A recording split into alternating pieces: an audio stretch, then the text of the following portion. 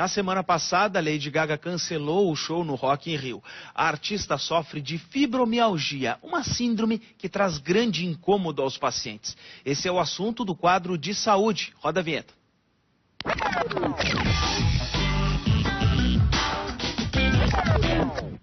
Está com a gente a mestranda em Ciências Médicas e reumatologista do Hospital Mãe de Deus, Carla Saldanha. Boa noite, seja bem-vinda, doutora. Boa noite pessoal.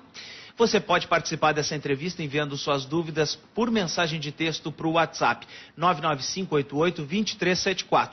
Mande também sugestões de temas que você quer ver aqui no quadro de saúde, que vai ao ar toda sexta-feira no Conexão RS. O WhatsApp vale para a faixa das 18 horas. Bom, doutora, além do cancelamento da vinda ao Rock in Rio, a Lady Gaga adiou também para 2018 a turnê europeia do álbum mais recente. A gente pode acompanhar até um trecho do documentário lançado hoje na Netflix, em que ela fala como é conviver com a doença. E aí a gente... Depois vamos mostrar, então? Então tá, mas, bom, pessoal, depois a gente vai mostrar, doutora, certo. Mas como é que dá para dizer o que é a fibromialgia, de que forma ela nos atinge, então? A fibromialgia ela é uma síndrome dolorosa, caracterizada por dor crônica com várias semanas de evolução, dor difusa no corpo todo. Os pacientes muitas vezes se queixam que tem dor da cabeça aos pés e isso de fato muitas vezes acontece. Tem um impacto muito grande na qualidade de vida e tem outros sintomas associados a essa síndrome também, como dores de cabeça crônicas, alterações gastrointestinais. Então são coisas que realmente limitam muito a qualidade de vida de quem tem essa síndrome. Uhum. Como é que a gente pode identificar que sintomas devem nos chamar a atenção para que a gente precise procurar um médico? Então, dor no corpo generalizada, persistente, com mais de 6 semanas presente, em que até um abraço incomoda, ou como quando a pessoa tem a sensação que está sempre gripado, que essa gripe não melhora em função da dor no corpo. Aquele cansaço, aquele mal-estar alteração de sono, irritabilidade, são todos sintomas que chamam a atenção para a gente fazer a investigação e diagnóstico da fibromialgia. A gente está vendo uma imagem aqui, doutora, de alguns sintomas da fibromialgia, certo. Né? Então, alguns os que a senhora estava nos dizendo ali. Algum outro que dá para a gente destacar a partir dessa imagem?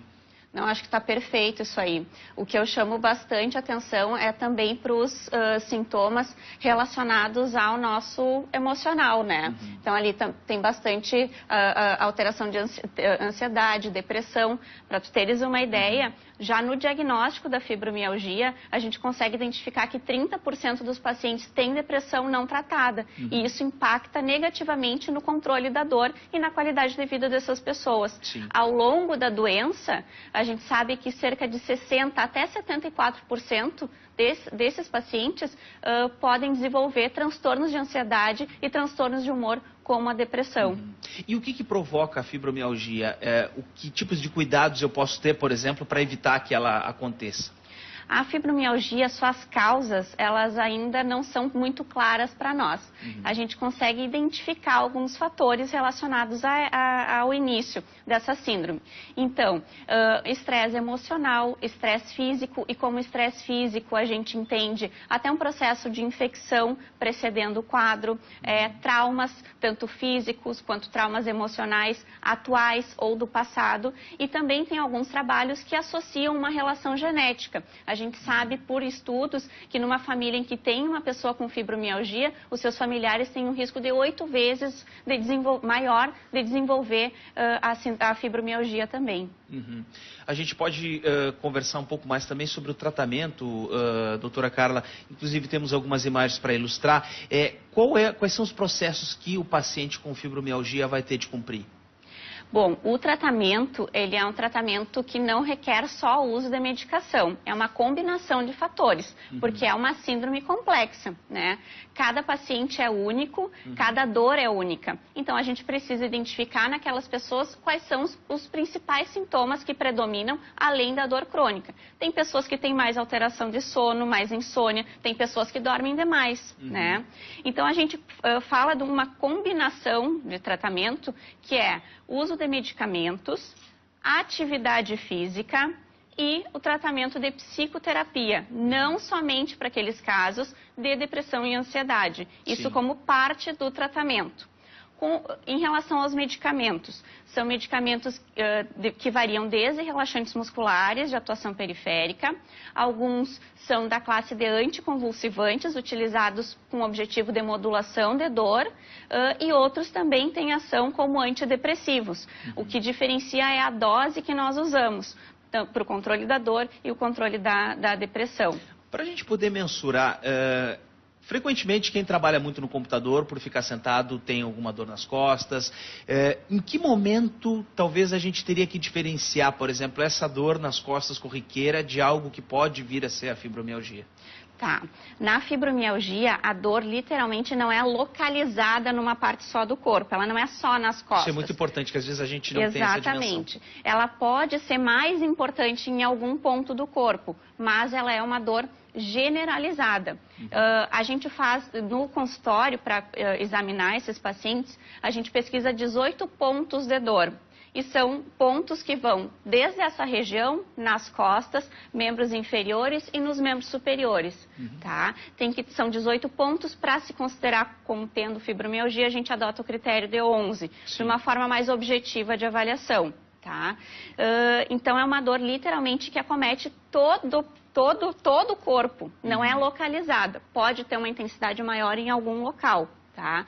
Nessas pessoas que trabalham muito, como tu falaste, em computador, que ficam muito sentados, que tem dor nas costas exclusivamente, que não tem outros sintomas, não tem alteração de sono, idade, provavelmente é algo mais relacionado à sua tarefa. Agora começa a somar isso, essa dor que é persistente, uma inatividade física, o estresse do dia a dia, do trabalho, começa a dormir mal, está indisposto durante o dia, e essa dor começa a ocorrer em outros locais, aí a gente acende a luz e tem que investigar um pouco mais. Você que está nos assistindo pode acompanhar, pode fazer perguntas, inclusive pelo nosso WhatsApp 99588-2374, então não deixe de tirar sua dúvida, aproveite. Essa doença... Bom, vamos acompanhar então a entrevista da Lady Gaga, uma parte do que ela nos diz falando sobre a doença.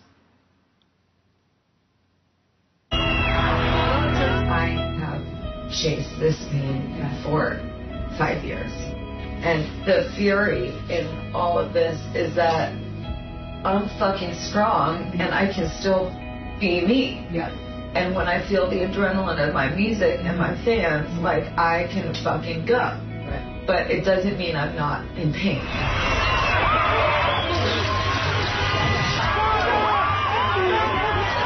Gaga, you're so fucking beautiful and I fucking love you.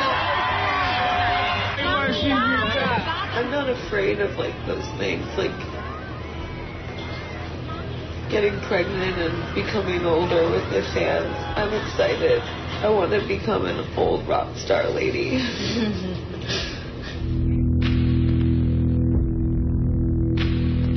Então é um documentário que está disponível no Netflix para quem quiser acompanhar. Doutora, como é que a gente pode dizer assim, em termos da cura da doença? A gente consegue com o tratamento chegar a uma cura definitiva ou é algo que vai requerer um acompanhamento? É uma doença crônica, ela não tem cura, mas ela tem controle. É possível sim controlar e melhorar a qualidade de vida, sim. Tá?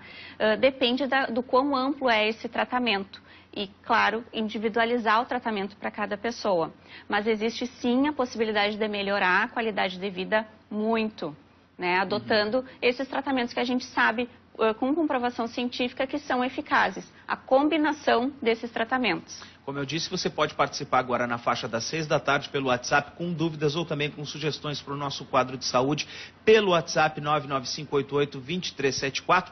Daqui a pouquinho está chegando mais uma pergunta, mas a senhora comentou um pouco sobre o tratamento, mas em casa o paciente ele vai ter alguma recomendação especial? Por exemplo, não dormir com alguma posição, não sentar muito na frente da TV? Certo. Essas medidas comportamentais, elas são muito importantes. A própria Lady Gaga ali falou que não é porque ela está no show que ela não tem dor, né? E isso acontece muito com quem tem dor crônica. Excede muitas vezes os seus limites. Então, faz parte também do tratamento identificar quais são os seus limites, entendê-los. E não adianta ficar com raiva e brigar com isso, porque a pessoa não vai deixar de ter fibromialgia ou de ter dor. Sim. Ela tem que entender que ela tem isso aí, aprender a se conhecer e se respeitar. Além disso, atividades físicas, elas melhoram muito o controle da dor, não são valorizadas. A gente vem de uma sociedade que ainda é sedentária, embora todas as evidências de benefício da atividade física. Sim. Aí eu escuto muito no consultório assim, poxa, eu tô cheia de dor, eu vou fazer exercício, dói. Sim, atividade física dói. Atividade física no início pode doer. Mas para mim, que acho que não tenho fibromialgia, quando eu venho de bicicleta também dói, mas a gente encara, né? Não, mas aí são por outros mecanismos. Exato. Então, qual é o segredo? Isso tem que ser modulado. Ela tem que começar essa atividade física com baixa intensidade, pouca duração e respeitando os seus limites. De preferência, ter algum profissional ou alguém que te auxilie a realizar essa atividade física, que entenda os sintomas que tu tem e te ajude a entender qual é o teu limite. Fez num dia, no dia seguinte está muito dolorido, opa, não, esse exercício não deu certo, vamos retomar de uma outra forma. E é importante dizer que o exercício ele não alivia a dor no início, leva um tempo para a gente ver esse benefício em melhoria de dor e qualidade de vida, mas é importante sim. Da mesma forma, a psicoterapia, que muitos pacientes e a nossa sociedade ainda vê como algo que não seja tão importante, Sim. mas a gente não consegue fazer uma diferenciação do que é corpo e o que é mente. Para vocês terem uma ideia de uma forma bem objetiva. Quando a gente está estressado, quem nunca teve dor de cabeça depois do trabalho? Ou dor de barriga antes de alguma entrevista, ou ficou acordado até mais tarde porque estava preocupado e não conseguiu dormir. Então, são esses exemplos que a nossa mente, de fato, interfere no que a gente sente, no nosso corpo. E isso a gente tem que entender. Então, existem existem conflitos, existem emoções, não só desse momento, do momento que a pessoa está passando, mas também do passado, que podem interferir, sim, nesses sintomas. A gente já tem uma pergunta da Clarice de Porto Alegre. Ela questiona: boa noite, gostaria de saber se posso estar com fibromialgia, pois tenho tendinites e bursites, ombros, cotovelos e nos pés. Não consigo dormir e tenho ansiedade. Tendinite e bursite, doutora. Vamos lá. Clarice, assim, para a gente fazer o diagnóstico de fibromialgia, uma das premissas é a gente excluir qualquer outro motivo e causa de dor. Claro que as coisas podem coexistir, não é porque tu tem fibromialgia que tu não vai poder ter bursite, mas a bursites e tendinites por si só não chamam atenção para um diagnóstico assim. Agora tu falas em algumas coisas que realmente me deixam um pouco mais preocupada em relação à ansiedade e ter dificuldade para dormir. Está tendo dor no resto do corpo ou são só nesses pontos? Quando tu recebe um abraço, é dolorido, é desconfortável? O toque de alguém é desconfortável? Se sim, então acho que tu tem que procurar ajuda. Então pede o marido para te abraçar aí já, Clarice. Isso aí. Adriana de Porto Alegre, então ela diz que tem essa dor, insônia, irritabilidade, mas sempre pensou que fosse da menopausa. Ela pode... Que tipo de médico especialista ela deve procurar? Bom, realmente na menopausa, com as alterações hormonais, alguns sintomas se sobrepõem, né? Mas também nessa faixa etária está frequente o diagnóstico de fibromialgia. Ocorre a maioria em mulheres e principalmente na faixa etária dos 30 aos 55 anos. Então pega sim essa faixa de climatério e menopausa. Ela tem que procurar o ginecologista dela e também um profissional que esteja familiarizado com fibromialgia, não necessariamente um reumatologista, mas um bom clínico é capaz de dar uma auxiliada também. A gente conversou também um pouco sobre as questões em casa, doutora, mas aquela cadeira que é desconfortável, o colchão que já está com um buraco, isso também a gente precisa observar? Em quem tem fibromialgia, sim. E isso faz parte da educação, de se entender, de prestar atenção em si e de entender os seus limites. Então, se o colchão, naquela noite que ele usou, não estava legal, ele associou a isso, de repente troca. Vamos ver se não. A dúvida do Rafael de Canoas agora fala da questão genética. Se é uma doença genética, e ela pergunta se não tem como desligar o mecanismo de sentir dor no cérebro humano ou essa dor é diretamente ligada na área dos sentidos. Vamos começar pelo lado genético, que acho também interessante. Vamos ver, interessantíssimo. Ela não é uma doença genética. O que alguns estudos mostraram é que existe na mesma família, existem pessoas que têm fibromialgia, têm mais fibromialgia.